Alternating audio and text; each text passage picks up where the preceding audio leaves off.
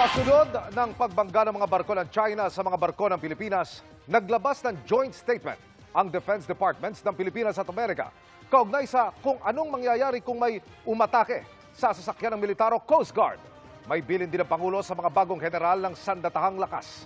Nakatutok si Ivan Mayrina. Your new positions and ranks shall place you at the forefront, both familiar and new and novel defense and security challenges. Malaki ang hamon sa 31 bagong general na pinanumpa ng Pangulo. Kakabal na promosyon ang nakaatang sa kanilang balikat, kaya may bilin ng Pangulo. We must be ready.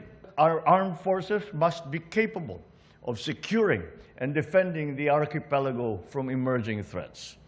Hindi direktang tinukoy ng Pangulo umiigting na tensyon sa West Philippine Sea. Sa hiwalay na pagkakataon, binanggit naman ng Defense Secretary ang pagbalanse ng Pilipinas sa mga aksyon nito para igit ang